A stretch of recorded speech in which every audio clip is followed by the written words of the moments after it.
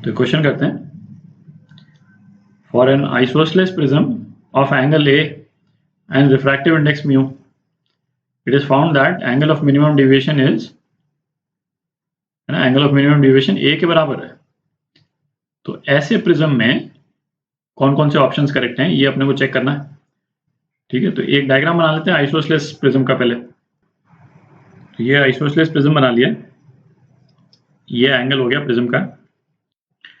तो ऐसे करते हैं, प्रिज्म के लिए इन जनरल जो जो रिलेशंस ट्रू होते हैं एक तो उसको लिख लेते हैं, और इस पर्टिकुलर प्रिज्म के लिए इस कंडीशन के कारण क्या क्या चीजें ट्रू होंगी उसको लिख लेते हैं, क्योंकि उस सब की जरूरत पड़ेगी अपने को इसमें। ठीक है, तो किसी भी प्रिज्म के लिए जो जो कंडीशंस ट्रू होती हैं, है ना, वो क्या है, एक तो एंगल ऑफ डिविएशन, ये I1 प्लस I2 माइनस ए के बराबर होता है ना, ये हर बार ट्रू रहेगा। और दूसरा क्या है, R1 प्लस R2 जो है वो ए के बराबर होगा, है ना, ये भी ट्रू होगा। अच्छा, इस वाले प्रिज्म के लिए एक और कंडीशन दे रखी है, एंगल ऑफ मिनिमम डिविएशन जो है वो ए के बराबर दे रखा है।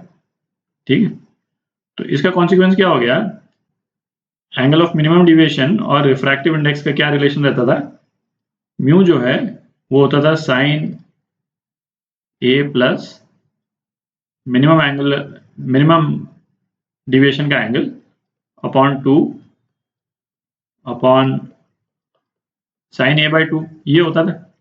ठीक है, तो यदि यहाँ पे डेल्टा मीन की जगह पे अपन ए डाल देते हैं तो ये रिलेशन क्या हो जाएगा, mu is equal to sine A by sine A by 2। ठीक है, और इसको हम लिख सकते हैं mu is equal to twice sine A by 2 cos A by 2 upon sine A by 2, है ना, मतलब म्यू जो है वो ट्वाइस कॉस ए बाई 2 के बराबर हो गया, है ना, ये इस प्रिज्म के लिए इस कंडीशन के कारण। ठीक है, तो इसको भी अपन नोट कर लेते हैं, है ना, ये काम आएगा आगे। तो जगह बना लेते हैं, केवल इस कंडीशन को नोट कर लेंगे अपन ऊपर। तो इसका ए पार्ट चेक करते हैं। For the angle of incidence I1 is equal to A, the ray inside the prism is parallel to the base of the prism।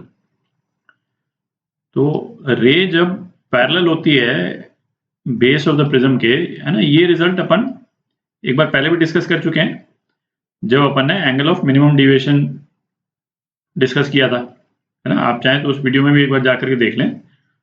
रे यदि पैरेलल होती है बेस ऑफ द प्रिज्म से, तो इसका मतलब ये है कि नेसेसरली ये कॉन्सिक्वेंस फॉलो करता है।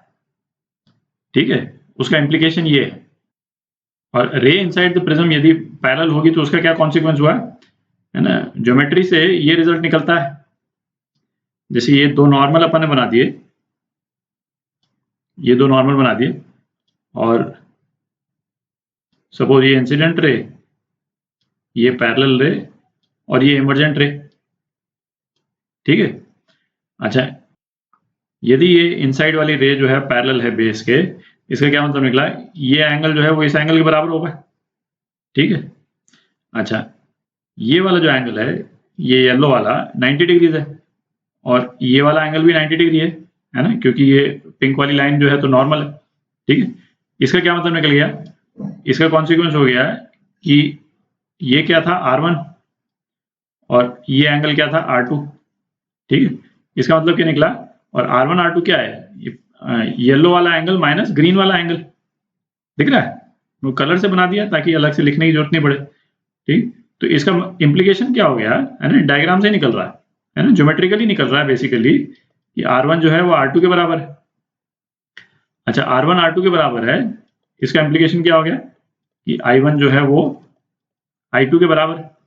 ठीक है, तो ये रिजल्ट किसका कॉन्सिक्वेंस है, इफ रे इनसाइड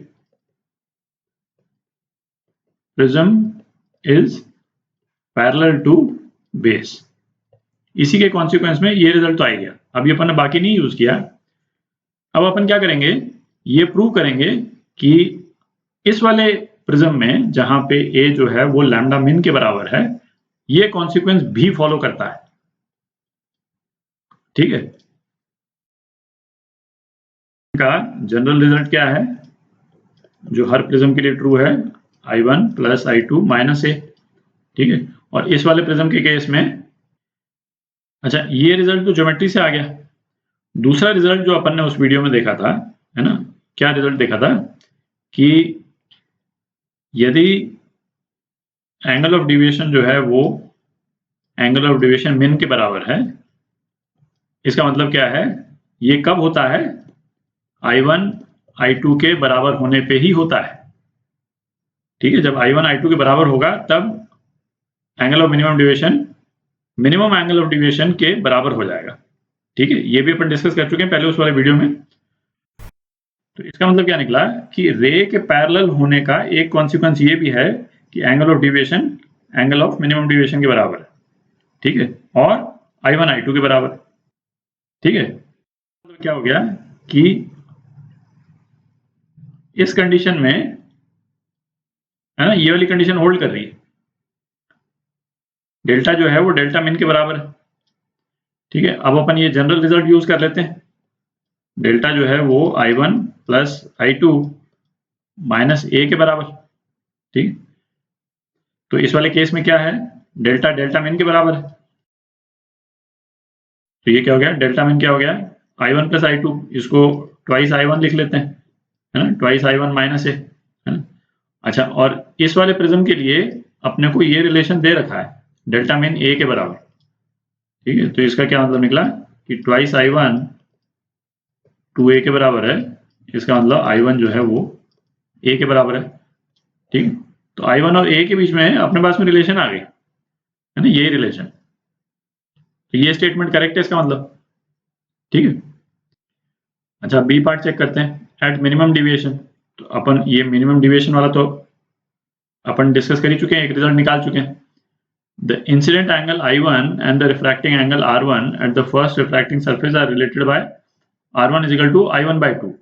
ठीक है, तो इसको चेक करने के लिए ये दो रिलेशन यूज करते हैं अपन, R1 plus R2 is equal to A, और एंगल ऑफ मिनिमम डिविएशन पे R1 जो है R2 के बराबर होता है, तो R1 R2 के बराबर यदि हो गया तो ट्वाइस R1 ए के बराबर हो गया, इसका मतलब R1 क्या हो गया, a बाई 2 के बराबर। और अभी अपन ने डिराइव किया यहाँ पे, है ना, a जो है वो I1 के बराबर है, कब, जब डेल्टा जो है डेल्टा मिन के बराबर हो। ठीक है, तो R1 अपना क्या आ गया, I1 बाई 2 के बराबर हो गया, तो ये कंडीशन भी होल्ड कर रही। ठीक है, ये वाली कंडीशन भी होल्ड कर रही, तो ये भी करेक्ट है। अब सी पार्ट देखते हैं, थोड़ी जगह बना लेते हैं। तो सी पार्ट देखते हैं, for this prism the emergent ray at the second surface will be tangential to the surface. मतलब इमर्जेंट रे जो है वो ग्रेजिंग है, ठीक है, ग्रेजिंग इमरजेंस है। When the angle of incidence at the first prism I1 is equal to, है ना, एक लंबा सा एक्सप्रेशन दे रखा। तो पहले तो ये डायग्राम बनाते हैं, है ना, क्या एक्सपेक्ट कर रहा है। तो क्या बोल रहा है कि जो इमर्जेंट रे है वो इस टाइप से इमर्ज कर रही। ठीक है, तो I1 का रिलेशन पूछा है बेसिकली। मैं एक जनरल डायग्राम बना रहा हूँ, है ना, ऑब्वियसली स्केल पे तो नहीं होगा।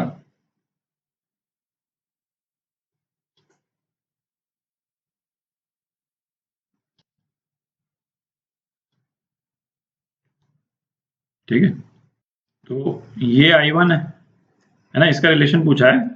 अच्छा, ग्रेजिंग इमरजेंस के लिए ये वाला जो एंगल होगा, जो R2 है, वो थीटा सी के बराबर होगा। ठीक है, तो लिख देते हैं, फॉर ग्रेजिंग इमरजेंस क्या है, R2 जो है वो थीटा सी के बराबर, और R1 प्लस R2 ए के बराबर होता है। इसका मतलब R1 क्या हो गया, तो ये हो गया a माइनस थीटा सी। ठीक है, तो एक इक्वेशन तो ये हो गई।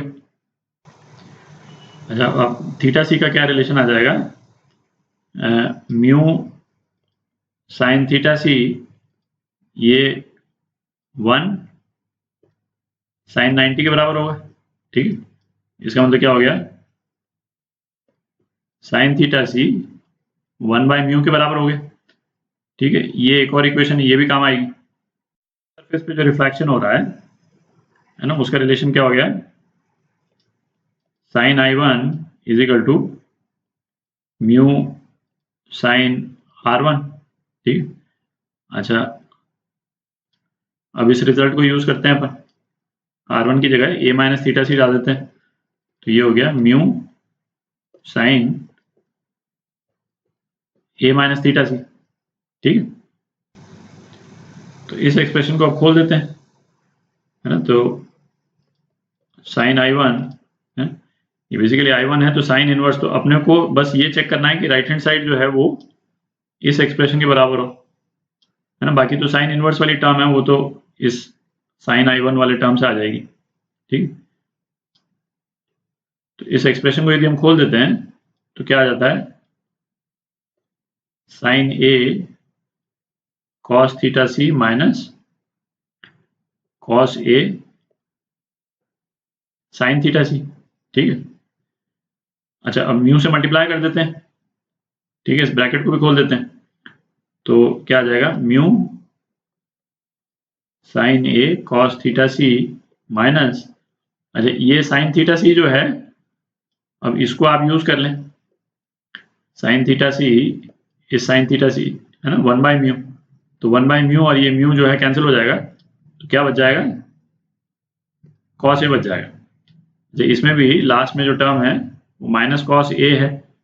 ठीक है, तो अब इस वाले टर्म में एक जो साइन A वाली टर्म है वो भी आ गई, तो म्यू cos थीटा सी स्क्वायर रूट वाली टर्म के बराबर होना चाहिए। ठीक है, देखते हैं उसको, तो थोड़ी जगह बना लेते हैं।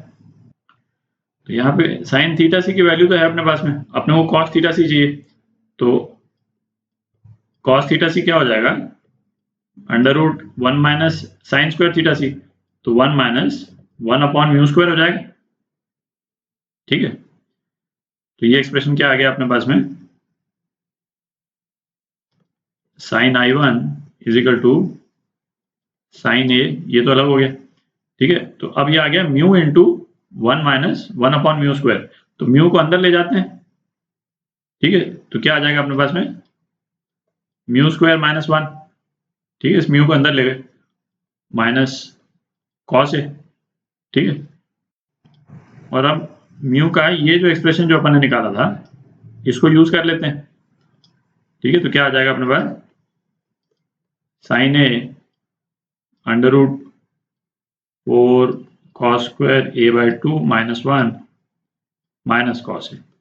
ठीक है, तो यही एक्सप्रेशन वो चेक करने के लिए बोल रहा है, सी पार्ट में ये एक्सप्रेशन चेक करने के लिए बोल रहा है, तो ये एक्सप्रेशन करेक्ट है।